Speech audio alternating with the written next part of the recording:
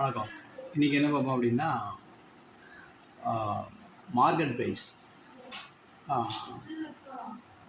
Paste on earning per shares அப்படிங்கிறத பார்ப்போம். Market price அது எந்த ஃபினான்ஷியல் ப்ராடக்டாக இருந்தாலும் சரி தான், அது எதை பேஸ் பண்ணியிருக்கோம், ரிட்டர்ன், ப்ராஃபிட், இன்ட்ரெஸ்ட், அது மாதிரி அதை பேஸ் பண்ணி தான் ஒரு ஃபினான்ஷியல் ப்ராடக்டோடைய ப்ரைஸு அது கொடுக்க ரிட்டர்ன், ஏர்னிங், ப்ராஃபிட், இன்ட்ரெஸ்ட் அதை பேஸ் பண்ணி தான் இருக்கும். நிறைய இன்ட்ரெஸ்ட் கொடுத்துச்சுன்னா அது ப்ரைஸ் நல்லாயிருக்கும், குறைய இன்ட்ரெஸ்ட் கொடுத்துச்சுன்னா அது ப்ரைஸ் கம்மியாக இருக்கும். இதுதான் லாஜிக்கு. இப்போ எக்ஸாம்பிள் வச்சுக்கிட்டோம், ஒரு ஷேர் ஏபிசிடி அப்படின்னு வச்சு இந்த இடத்துல ஷேருங்கிறதுக்கு பதிலாக நீங்கள் மியூச்சுவல் ஃபண்ட்ஸ்னு வச்சுக்கலாம், அல்லது எந்த ஃபைனான்ஷியல் ப்ராடக்ட்லாம் வச்சுக்கலாம், டெப்ட்னு வச்சுக்கலாம், டிபெஞ்சர் வச்சுக்கலாம், என்னென்னு வச்சுக்கலாம். அது எவ்வளோ வட்டி கொடுக்கோ, அது எவ்வளோ ரிட்டர்ன் கொடுக்கோ அதை பேஸ் பண்ணி தான் அதோடைய ப்ரைஸ் இருக்கும். இப்போ ஒரு அந்த ஏர்னிங் ப்ராஃபிட் பெர் ஷேர், நான் இந்த இடத்துல ப்ராஃபிட்ஸ் பெர் ஷேருங்கிறத நீங்கள் என்ன ஏர்னிங் பெர் ஷேர்னு வச்சுக்கலாம், இன்ட்ரெஸ்ட்டு அண்ட் டிபென்ச்சர்னு வச்சுக்கலாம், அப்படி என்ன வேணால் வச்சுக்கலாம், அல்லது மியூச்சுவல் ஃபண்ட்ஸில் வந்து ரிட்டர்ன் பெர் மியூச்சுவல் ஃபண்ட்ஸ் அப்படின்னு வச்சுக்கலாம், என்ன வேணால் வச்சுக்கலாம்.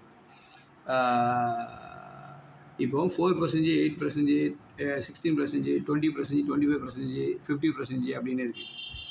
இப்போது ஃபேஸ் வேல்யூ எடுத்துக்கிட்டிங்கன்னா 100 எல்லாத்துக்கும் ஈக்குவல் 100 வச்சுருக்கேன். உண்மையிலே மாற்றி மாற்றி இருக்கும். அப்படி மாற்றி மாற்றி இருந்தால் நமக்கு கன்ஃபியூஷன் வரக்கூடாது அப்படிங்கிறதுக்காண்டி நம்ம எல்லாத்துக்கும் 100 வச்சுக்கிடுவோம்.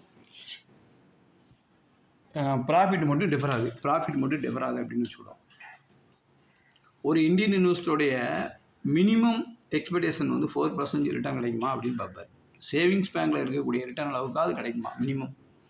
அதுக்காண்டி 4% தான் எதிர்பார்ப்பார் அப்படின்னு சொல்ல முடியாது. அவர் 20%, 50% கூட எதிர்பார்க்கலாம். அவங்க வந்து எதிர்பார்க்கலாம். ஆனால் வந்து மினிமம் 4% சேவிங்ஸ் அக்கௌண்ட் உள்ள இன்ட்ரெஸ்ட் கூட கிடைக்குமா அப்படின்னு எதிர்பார்த்தாரா அப்படின்னு கேட்டிங்கன்னா, இது எவ்வளோ கொடுத்துருக்கு? ஃபஸ்ட்டு ஷேர் எவ்வளோ கொடுத்துருக்கு? 4 கொடுத்துருக்கு. 4% கொடுத்துருக்கு பெரிய ஷேருக்கு. அப்போது 4% ரிட்டர்னா ஓகே, அது 100 ரூபா கொடுத்து அந்த ஷேரை வாங்கலாம், ஒன்றும் தப்பு கிடையாது. 100 ரூபா கொடுத்து அந்த ஷேரை வாங்கிடலாம்.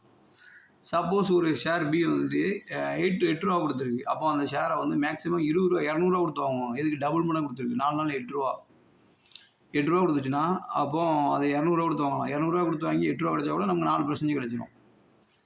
அதே மாதிரி ஒரு ஷேர் எவ்வளோ 500 ரூபா இருக்குது. ஒரு ஷேர் எவ்வளோ 20 ரூபா இருக்குது. ஒரு ஷேரோடைய ப்ராஃபிட் வந்து 20 ரூபா இருக்குது, ஃபேஸ் வேல்யூ வந்து 100 ரூபா இருக்குது அப்படின்னு கேட்டிங்கன்னா, அது மக்கள் 500 ரூபா கொடுத்து வாங்குவாங்க. எதுக்கு 500 ரூபா கொடுத்து வாங்குறாங்க? 500ல் 4% போட்டிங்கன்னா 20 ரூபா வந்துடும். 500ல் 4% போட்டிங்கன்னா 20 ரூபா வந்துடும். அப்போ 4% மினிமம் ரிட்டர்ன் கொடுக்கா அந்த அளவுக்கு ஷேர் ப்ரைஸ் போனால் கூட மக்கள் வாங்க தயாராக இருக்காங்க. இதே மாதிரி பார்த்திங்கன்னா, ஒரு ஷேர் வந்து 100 ரூபா ப்ரைஸு ஃபேஸ் வேல்யூ, அது 100 ரூபா ரிட்டர்ன் கொடுக்கும்.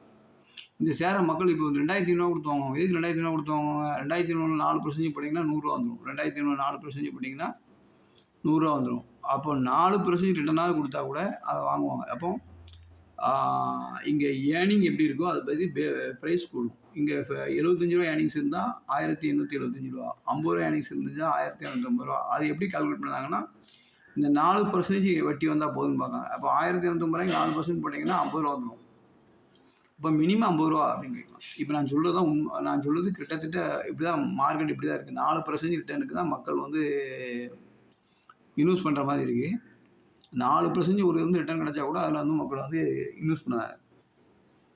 சரி, இதை உங்களால் அக்செப்ட் பண்ண முடியல, 4% அக்செப்ட் பண்ண முடியல அப்படின்னு கேட்டிங்கன்னா, 4% அக்செப்ட் பண்ண முடியல அப்படின்னு கேட்டிங்கன்னா, நம்ம என்ன செய்வோம் அப்படின்னு கேட்டிங்கன்னா, இந்த 4% வந்து ஒரு 8ன்னு ஆகிக்கிறோம். 8% ஆகிக்கிறோம். இப்போ 8% ஆக்கினா அந்த ஃபஸ்ட்டு கொடுத்த 4 ரூபா கொடுத்த ஷேர் வேல்யூ வந்து 100 ரூபா கொடுத்து வாங்க மாட்டான். ஏன்னா அது 8% ரிட்டர்ன் கிடைக்காது. 4% தான் கிடைக்கும். அவனுக்கு தேவை வந்து 8% கிடைக்கணும். 8% கிடைக்கணும்னா என்ன செய்யணும் அப்படின்னு கேட்டிங்கன்னா, 50 ரூபா கொடுத்து வாங்கினா தான் 8% கிடைக்கும். 100 ரூபா கொடுத்து வாங்கினா 8% கிடைக்காது. இப்போ இந்த ஷேர் வந்து 100 ரூபா கொடுத்து வாங்க, 100 ரூபா கொடுத்து வாங்கினா 8 ரூபா வட்டி கிடைக்கும். அப்போ 8% கிடைச்சிடும். இது 16 ரூபா கொடுத்துச்சுன்னா இப்போ இந்த வேல்யூ வந்து 200 ரூபான்னு வந்துடும். ஏன்னா 8% விட்டிங்கன்னா 200 ரூபா வந்துடும். அப்போ இங்கே பார்த்தீங்கன்னா அப்படியே ப்ரைஸ் பூரா ஏர்னிங் இப்போ ஷேர் பரோடைய ப்ரைஸ் பூரா குறைஞ்சிச்சு. எதுக்கு? அவங்களுக்கு எக்ஸ்பெக்டட் ரிட்டர்ன் வந்து கூடிச்சுன்னா அதை பேஸ் பண்ணி அதோடைய வேல்யூ வந்து என்ன செஞ்சிடும்? குறைஞ்சிடும். அதோடய வேல்யூ குறைஞ்சிடும். சப்போஸ் இந்த இடத்துல நான் வந்து ஒரு 18% போட்டோம்னு வச்சுக்கோங்களேன். 18% போட்டோம்னா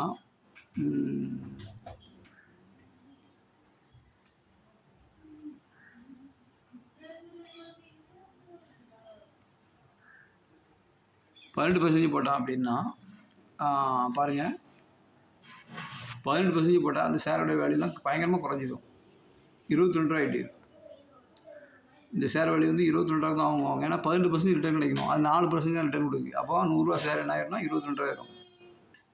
4% 100க்கு 4 தான் கிடைக்கும். அப்போ வந்து 22க்கு வந்து 22% போட்டால் தான் 18% கிடைக்கும். அப்போ இதாயிரும். இப்போ இங்கே இடத்துல 8% தான் கிடைக்குன்னா இந்த 100 ரூபா ஷேர் 44 ரூபான்னு ஆயிரும்.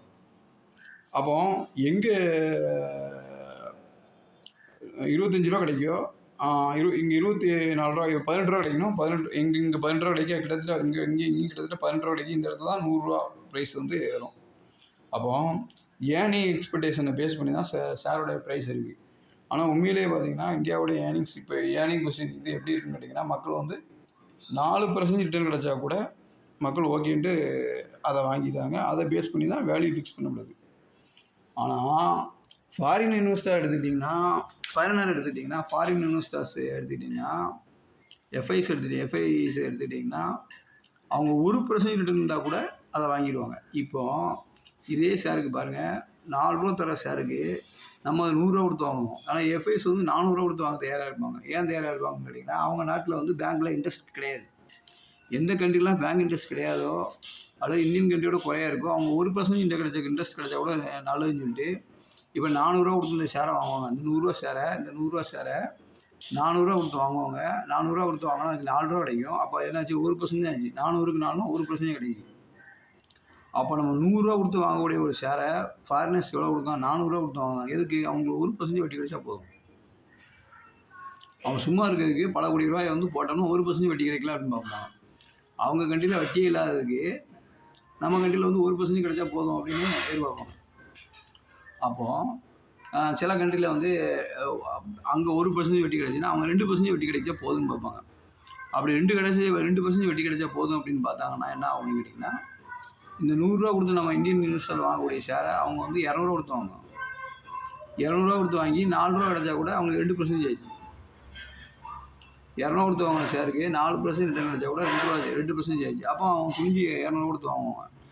அப்போது ப்ரைஸ் ஃபிக்ஸேஷன் எதை பேஸ் பண்ணியிருக்குன்னா ரிட்டர்னை பேஸ் பண்ணியிருக்கு. இப்போ இந்த ஒரு 100 ரூபா ஷேருக்கு 100 ரூபா கிடைக்கி 100 ரூபா ஷேருக்கு 100 ரூபா கிடைக்கி அப்படின்னா அவங்க 2% ரிட்டர்ன் கிடைச்சா போதும் அப்படின்னு கேட்டிங்கன்னா அது 5000 கொடுத்து வாங்க.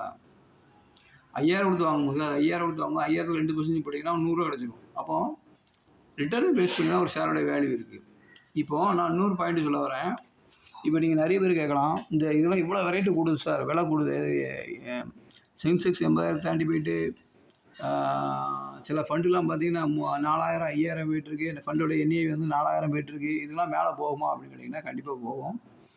எதை பேஸ் பண்ணி இது ஏறுது அப்படின்னு கேட்டிங்கன்னா, இந்த மாதிரி சில பேர் 4% வட்டி கிடைக்கணும் போதும்னு பார்த்தாங்க. சில பேர் 1% வட்டி கிடைச்சா போதும்னு பார்த்தாங்க. அவங்க அப்படி இருக்கிற வரைக்கும் அந்த ப்ரைஸை வந்து நினச்சிவாங்கன்னா ஏற்றி விட்டுருவாங்க. அவங்க வந்து அந்த 1% வட்டி கிடைச்சாலே போதும்னு பார்த்தா ஏற்றி விட்டுருவாங்க. இந்தியா வேகமாக வளரும் போது என்ன ஆகும் கேட்டிங்கன்னா இன்ஃப்ளேஷன் ஹெவி ஆகும். இந்தியா வேகமாக வளரும் போது என்ன ஆகும் கேட்டிங்கன்னா இன்ஃப்ளேஷன் ஹெவி ஆகும். இன்ஃப்ளேஷன் ஹெவி ஆகும் போது என்ன செய்வாங்க அப்படின்னு கேட்டிங்கன்னா, இந்தியா ஒரு கண்ட்ரி வந்து வேகமாக வளரணும் அப்படின்னு கேட்டிங்கன்னா அது வட்டி இருக்கக்கூடாது, வட்டியை குறைக்கணும். வட்டியை குறைச்சா அந்த கண்ட்ரி வந்து வேகமாக வளரும். இப்போ நீங்கள் ஒரு கார் வாங்குறீங்க, கார் வட்டி கூட இருந்தால் காரை வாங்க மாட்டீங்க. வட்டியை குறைச்சா காரை வாங்குவீங்க. வட்டியை குறைக்கும் போது என்ன செய்வீங்கன்னா காரை வாங்குவீங்க. அதே மாதிரி ஒரு அசெட் வாங்கணும், வட்டிக்கு ஜாஸ்தியாக இருந்தால் அதை வாங்க முடியும். அப்போ என்ன செய்வாங்கன்னா கவர்மெண்ட் வட்டியை குறைப்பாங்க. அப்போ பேங்க் வட்டி குறைய கிடைக்கும் போது இந்த அளவுக்கு ஷேர் மார்க்கெட்டில் கிடைச்சி இப்போ இந்த இடத்துல 4% கிடைச்சிட்டு இருக்க வட்டி இதுமாதிரி 1% இந்தியாவில் ஆகிட்டுன்னு வச்சுக்கோங்களேன். அப்போ எல்லோரும் துணிஞ்சு ஷேர் மார்க்கெட்டில் போடுவாங்க. 1% கிடைச்சா ஷேர் மார்க்கெட்டில் 1% கிடைக்குதுன்னு ஷேர் மார்க்கெட்டில் போட்டுருவாங்க. அப்போது எதை பேஸ் பண்ணி ஒரு ப்ரைஸ் ஃபிக்ஸ் ஆகக்கூடாது அப்படின்னு கேட்டிங்கன்னா அதோடைய ஏர்னிங் பெர் ஷேர். அதான் நிறைய பேர் ஏர்னிங் பெர் ஷேரை பார்த்துட்டே இருக்கும். நம்ம இந்தியன் பீப்புளுக்கு வந்து 4% கிடைச்சாலே போதும், ஃபாரினர்ஸுக்கு வந்து 1% கிடைச்சாலே போதும் அப்படின்னு சொல்லி இன்வெஸ்ட் பண்ணாங்க. அப்படி இன்வெஸ்ட் பண்ணும்போது 100 ரூபா ஷேரை வந்து அவங்க என்ன பண்ணுவாங்க, 400 ரூபா கொடுத்து வாங்குவாங்க. 400 ரூபா கொடுத்து வாங்கி அது 4 ரூபா கிடைச்சா கூட அவங்களுக்கு 1% ஆயிடுச்சு. அப்போ அதனால தான் ப்ரைஸ்லாம் நினச்சிதுன்னா பயங்கரமாக கூடுது. நிறைய பேர் இதுக்கு மேலே ஏறுமா சார், 80,000 மேலே சென்செக்ஸ் ஏறுமா சார்னு கேட்காங்க. நிச்சயமாக ஏறும். நிஃப்டியே 1,00,000 வந்த வரைக்கும் வாய்ப்பு இருக்குது. நிஃப்டி வந்து 1,00,000 வர்றதுக்கு வாய்ப்பு இருக்குது. அது எத்தனை வருஷத்தில் அப்படிங்கிறது அது அதோடைய க்ரோத் ரேட்டை பார்த்து சொல்ல முடியும். நிஃப்டியே 1,00,000 தொடுவதற்கு நிறைய வாய்ப்புகள் இருக்குது.